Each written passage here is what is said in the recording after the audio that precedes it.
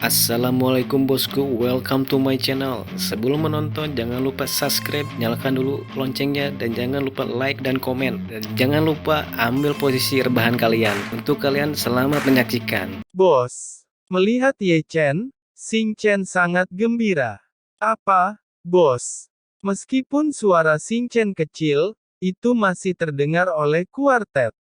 Saat ini, Ye Chen yang memakai topeng telah menjadi fokus banyak perhatian. Bahkan Ye Chen memanggilnya bos. Kehadiran yang luar biasa. Bukan hanya mereka, tapi Huo Zun di sisi berlawanan, matanya menyipit, menatap Ye Chen. Kau mundur dulu. Ye Chen berbisik pelan, melangkah maju sedikit, dan bergegas ke Huo Zun. Ye Xingchen segera melintas kembali dan mundur ke kerumunan. Segera, orang-orang di sekitarnya mundur selangkah secara bersamaan, karena takut dia akan melakukan sesuatu yang tidak masuk akal. Apa yang kalian semua lihat? Xingchen berkata, melihat sekelilingnya, menatapnya seperti hantu. Di sini Ye Chen melepaskan topengnya. Tidak mengherankan bahwa kuartet merespons begitu banyak karena Ye Chen melepas topeng hantu dan mengungkapkan wajah yang sama dengan Ye Xingchen. Bagaimana tepatnya terlihat sama. Orang-orang yang hadir membuka mulut mereka, memandang Ye Chen, melihat tubuh Xingchen, dan melihat tubuh Xingchen, dan semua memandang Ye Chen secara bersamaan. Apa? Ada dua Ye Chen. Semua orang menggaruk kepalanya, ekspresinya tidak biasa dan indah. Yang satu adalah Ye Chen, yang lainnya adalah Ye Xingchen. Mengapa terlihat sama? Siapa kamu? Suasana aneh di tempat kejadian akhirnya dipecahkan oleh raungan Huo Zun. Namaku, Ye Chen. Hanya jawaban samar yang dibuat untuknya. Tidak peduli siapa kamu akan mati hari ini. Mata Huo Zun merah darah, menderu seperti guntur, dan dia memecahkan kekosongan dalam satu langkah, dan segel besar menyapu. Benar-benar tak tertandingi dan dapat menghancurkan segalanya. Kau masih jauh melawanku. Kata-kata Ye Chen hambar dan tidak mundur, dan satu pukulan Ye Chen mematahkan segel besar yang mendekat. Bahkan Huo Zun pun kaget. Ini, begitu kuat. Huo Zun berteriak ngeri, rambutnya memancar dari kepalanya, wajahnya galak. Di sini Ye Chen menggunakan jalan kekacauan langit dan bumi. Tiba-tiba, di mana langit dan bumi berada, menjadi kekacauan, dan langit dan bumi gelap. Kemudian, ada kilat dan guntur dalam kekacauan itu. Guntur terbang seperti ular, dan suasana hening menyelimuti langit dan bumi. Kekacauan pecah di tempat. Namun, setelah kekacauan berubah menjadi langit dan bumi, itu masih berevolusi, dan langit dan bumi menjadi cerah, bercampur dengan siang dan malam dalam lingkaran, matahari tinggi, memancarkan miliaran cahaya, bulan dan langit mendung, dan perak mekar. Di dalamnya, gunung-gunung menjulang dari tanah, megah dan megah, bergulir penuh gejolak, luas dan luas, sungai mengalir melintasi bumi, memelihara kehidupan, semua hal berkembang biak, dan menghiasi dunia-dunia yang terbuka di dunia ini dengan warna-warna indah dan vitalitas. Berkembang, seperti dunia nyata. Jadi, apa itu? Penonton gempar. Pertama kalinya melihat kekautan langit dan bumi begitu luar biasa. Kekuatan langit dan bumi dengan kekacauan, dia memupuk jalan kekacauan. Seorang kultivator yang lebih tua mengerang, dan ada keajaiban di mata lamanya.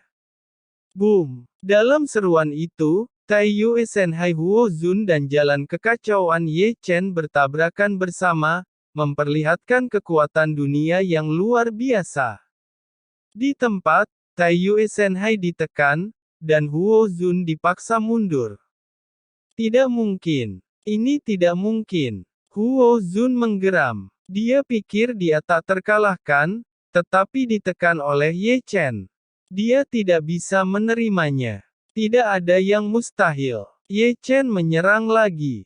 Apa? Huo Zun meraung, juga mengembangkan kekuatan magis dunia, dan menyerang. Boom! Itu adalah tabrakan mengerikan lainnya, dan pemandangannya sangat luas. Perbukitan rata dengan tanah dalam sekejap. Ye Chen tidak mengatakan sepatah kata pun, dan menanggapi dengan gerakan terkuat. Darah emas berceceran, terbakar seperti api, dan tubuh suci emas bersinar seperti bintang yang menyilaukan. Itu mempesona. Ini terlalu kuat. Sampai semua orang melarikan diri ratusan kaki. Langit dan bumi di sisi itu telah menjadi tempat kekacauan, dan kilat bergemuruh. Seolah-olah orang sedang melintasi bencana, gas dan awan saling terkait. Guntur dan listrik menari bersama, menutupi mata mereka. Ku bilang, kakak, siapa kamu? Ye Chen bukan. Chen Rongyun bersembunyi di balik Xing Chen, jantungnya berdebar-debar. Namaku Ye Xing Chen, kata Xing Chen. Bukankah kalian berdua menjadi saudara kembar? Wei Wenzuo menatap Xing Chen dengan ekspresi aneh. Boom! Taiyue Senhai Huo Zun benar-benar retak, dan tulang berdarah jatuh, mengenai kekosongan dan terus-menerus runtuh. Itu Huo Zun. Penonton langsung melihat siapa itu, dan melihat secara bersamaan ke pihak lain. Itu adalah lautan kekacauan, dan Ye Chen berdiri di atasnya, melangkah menuju Huo Zun selangkah demi selangkah, dengan kekuatan dunia. Aku tidak percaya. Aku tidak percaya. Wajah Huo Zun muram dan terdistorsi, membakar asal-usul Taiyin, dengan imbalan kekuatan tempur yang lebih kuat. Ye Chen mendengus dan pindah ke Huo Zun dalam satu langkah. Tinju emas terkepal, dan satu pukulan tak tertandingi, mematahkan setengah tubuh Huo Zun, dan pemandangannya konyol. Huo Zun surut, tulangnya bertabrakan. Apa? Huo Zun berteriak, meraung seperti raungan yang menggelegar, dan langit bergetar di belakangnya. 4 hewan raksasa muncul, naga, macan putih, poniks, dan kura-kura naga. Melihat ini, mata Ye Chen begitu panas sehingga dia tidak bisa membayangkan bahwa Huo Zun diberkati oleh kemalangan dan mengambil langkah penting. Ye Chen secepat kilat, menyerang dengan ganas, dan pedang menembus langit. Huo Zun, mata vertikal terbuka tiba-tiba di alis, menyapu kemegahan yang cemerlang, berkumpul menjadi cermin hitam besar. Pedang Ye Chen menembus cermin dewa, tetapi kekuatan pedang itu diturunkan. Huo Zun mengangkat satu jari, menunjukkan sinar, menunjuk langsung ke alis Ye Chen. Ye Chen tampak seperti biasa. Serangan sinar hanya mengenai bahu Ye Chen. Dalam satu pukulan, Huo Zun datang dengan pedang dan akan memotong kepala Ye Chen. Ye Chen berbisik ringan, dan menyerang jiwa Huo Zun. Penampilan Huo Zun berubah, dia tiba-tiba mundur, alisnya berkedip, dan dia menelan pedang emas jiwa. Huo Zun kedinginan, misteri gelombang suara, guntur yang menghancurkan, mengalahkan pedang, dan hampir membelah Ye Chen menjadi pedang. Melambaikan telapak tangannya menjadi pisau, membelah dada Huo Zun, mengeluarkan 2 tulang darah, dan menghancurkannya seketika. Konfrontasi terjadi dalam beberapa saat. Huo Zun berdiri di langit dan melambaikan tangannya, tetapi dia menggambar galaksi dari Jiuk Xiao, dan menggulung 99 artefak. Boom, boom, boom. 99 artefak monumen dibagi menjadi berbagai pihak di langit, dan Ye Chen dikelilingi oleh 99 artefak. Setiap monumen batu penuh dengan rune. Melihat ini, Ye Chen sedikit mengernyit, mengeluarkan tripod Dewa Kekacauan. Tripod Dewa Kekacauan menghancurkan 99 artefak monumen dengan mudahnya. Apakah ini baik-baik saja? Penonton kuartet terkejut. Di atas langit, Ye Chen memegang wadah besi kekacauan di tangannya tak terkalahkan. Kemanapun dia pergi, sebuah monumen batu retak. Ye Chen memindahkan wadah besi kekacauan dan menerbangkan Huo Zun keluar. Huo Zun menyemburkan darah dan terbang ratusan kaki. Setelah jatuh, sebelum menghentikan sosoknya, dan tulangnya patah. Huo Zun marah dan langsung bergemuruh. Boom, boom, bang. Pertempuran lebih luas daripada pertarungan Xing Chen dan Huo Zun selama perang. Melihat situasinya, kerumunan kuartet mengubah penampilan mereka dan kembali. Tingkat pertempuran seperti itu, selangkah lebih maju, adalah jurang maut. Boom, bang. Itu adalah tempat yang kacau, berdarah dan kejam. Tidak ada seorang pun kecuali pihak-pihak yang bertikai yang bisa menginjakkan kaki di atasnya, dan tidak ada yang berani menginjakkan kaki di atasnya. Langit gelap, awan bergulung, dan guntur serta kilat merobek. Pemandangannya seolah-olah langit dan tanah mulai terbuka. Dua siluet berdarah melewatinya, terkadang membunuh langit, terkadang jatuh ke tanah, dan langit hancur berantakan. Penonton kuartet masih diam. Xing Chen menarik napas dalam-dalam lebih dari sekali, melihat diam-diam. Meskipun Xing Chen adalah tubuh Tao, dia juga memiliki hati yang kuat. Sampai hari ini, dia baru menyadari perbedaan kekautannya dengan Ye Chen. Pertempuran yang begitu mengejutkan telah menarik lebih banyak perhatian. Banyak pasukan di Chu Utara terkejut dan mengirim pertanyaan satu demi satu, dan berita terbaru menyebar ke seluruh dataran Chu dari sini. Ye Chen belum mati. Dengan berita ini, Chu Utara meledak. Di aula Haus Darah, Yan Luo seperti anjing gila, menggeram liar mengetahui Ye Chen masih hidup.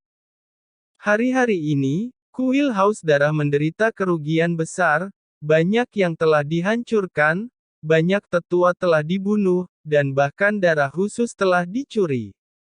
Di antara banyak berita, satu-satunya kabar baik yang dia dapatkan adalah kematian Ye Chen. Setiap kali dia memikirkan kabar buruk yang membuat orang marah, dia akan menipu dirinya sendiri dengan kenyamanan kematian Ye Chen. Hanya dengan cara ini dia akan merasa lebih baik. Hari ini, Ye Chen belum mati, membuatnya merasa bahwa kuil Haus Darah adalah lelucon besar. Pada saat ini, Sue Qiong, ketika dia mendengar berita dari Ye Chen, menjadi hampir pingsan. Ye Chen tidak mati, artinya, dia tidak hanya tidak membuat satu keberhasilan misinya, tetapi dia frustrasi satu demi satu, menyebabkan aula divisi ke-9 menderita kerugian yang sangat besar. Sue Qiong bergetar, wajahnya pucat. Awalnya, Sue Qiong masih bisa menggunakan kematian Ye Chen untuk mengimbangi beberapa kesalahan, tetapi sekarang tampaknya dia tidak memiliki kartu di tangannya, menunggu akhir hidupnya, itu bisa dibayangkan. Semuanya, ikut aku. Sue Qiong segera memerintahkan, untuk menebus kesalahannya, dia membutuhkan kematian Ye Chen. Segera, pasukan dari cabang ke-9 Istana Haus Darah, yang telah lelah sepanjang jalan, sekali lagi bergegas dan bersumpah untuk membunuh Ye Chen. Tentu saja, kegemparan Chu Utara, bukannya berhenti, menjadi lebih intens. Karena ada orang lain yang terlibat, yaitu Ye Xing Chen. Siapa sangka Ye Xing Chen yang selalu membuat kekacauan di utara, terlihat persis seperti Ye Chen. Pertempuran itu lebih sengit dari yang diharapkan. Huo Zun terluka parah. Huo Zun masih bukan lawan Ye Chen, dia terpaksa menjadi gila, kekuatan Ye Chen jauh melampaui harapannya. Ye Chen, yang masih berperang, menundukkan kepalanya dengan tajam, matanya berkumpul sangat dekat, dan melihat ke langit di kejauhan. Bawa mereka segera pergi. Ye Chen segera menyampaikan suara pada Xing Chen dan berkata dengan nada cepat. Mengerti. Xing Chen mengangguk, dan sepertinya dalam bahaya. Ikuti aku. Wei Wenzuo, yang matanya masih bersinar, diseret oleh Xing Chen di tempat. Apakah kamu ingin mati? Ayo ikuti.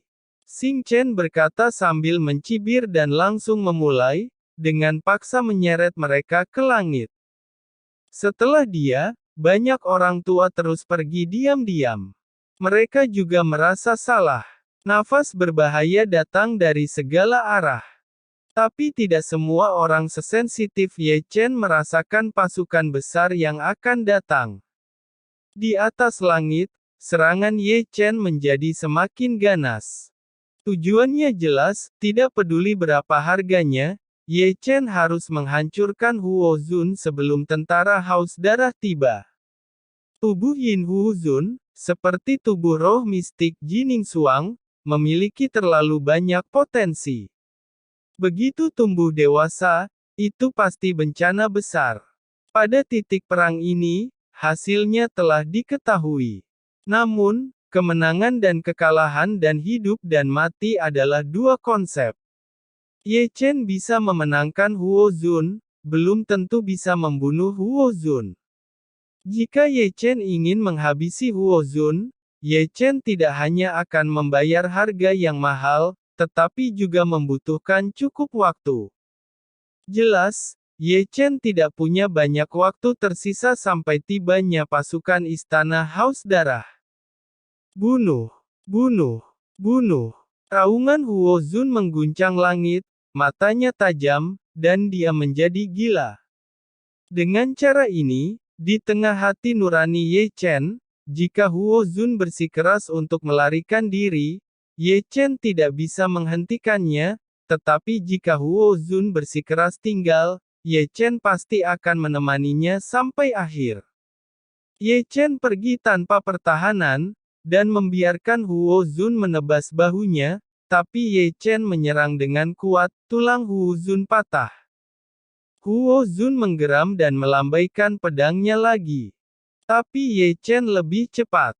Ye Chen meninju dengan satu pukulan, dan kemudian menjauh satu langkah. Ketika Huo Zun mundur, menyerang dengan kuat dan darah Huo Zun beterbangan. Huo Zun meraung, kekuatan Yin terbakar, tubuh yang retak bersinar dengan cahaya yang bersinar, darah yang mengalir ke belakang, lukanya sembuh dengan cepat, dan jantung penonton berdetak kencang. Huo Zun bertarung lagi. Tinju emas Ye Chen berat dan tak terkalahkan. Ye Chen meninju tubuh Huo Zun dalam satu pukulan, dan Huo Zun melangkah mundur. Huo Zun menembakkan pedang pembunuh, mendekati Ye Chen, tetapi ditelan oleh jiwa naga Danzu. Pada saat ini, Ye Chen membalikkan telapak tangannya untuk menutupi langit, meremas Huo Zun ke langit. Boom! Tanah bergetar dan Huo Zun jatuh ke tanah. Dalam sorotan, dan Huo Zun, yang baru saja berdiri, dirobohkan dengan pukulan. Gambar berikutnya sangat berdarah. Setelah digulingkan, Huo Zun tidak pernah berdiri lagi, dan dipukul oleh Ye Chen ke tanah. Boom, boom, boom. Apa yang bisa didengar antara langit dan bumi adalah suara ledakan, getaran mengerikan datang dari tanah, seluruh bumi bergetar, dan terus-menerus retak dan kemudian retak karena pukulan bertubi-tubi Ye Chen. Penonton kuartet tidak bisa membantu tetapi menelan seteguk air liur, Ye Chen terlalu galak. Seseorang mengerutkan kening, dan tiba-tiba menatap langit, wajahnya tiba-tiba berubah. Boom! Di atas langit tampaknya ribuan pasukan bergegas. Di kejauhan, datang dengan bergejolak, ini. Kulit semua orang menjadi pucat. Ini adalah tanah bumi Zongtong dan kuil Haus Darah. Sekarang Ye Chen masih hidup, pasukan istana Haus Darah tidak akan tinggal diam. Boom! Ketika semua orang ketakutan, bumi retak lagi, dan sosok berdarah bergegas keluar dari tanah. Melihat lebih dekat, itu adalah Huo Zun. Ye Chen, yang terbang bersamanya, memegang tombak perang hitam di tangannya dan melemparkannya ke langit. Jika Huo Zun terkena, dia akan mati. Tentu saja, pada saat ini, sosok berwarna darah keluar dari langit, dan menerbangkan tombak Ye Chen. Melihat ini, Ye Chen tiba-tiba menoleh. Di matanya, apa yang dilihatnya adalah lautan darah, dan sosok berbaju hitam menginjaknya, datang perlahan seperti raja. Itu adalah leluhur istana Haus Darah. Leluhur istana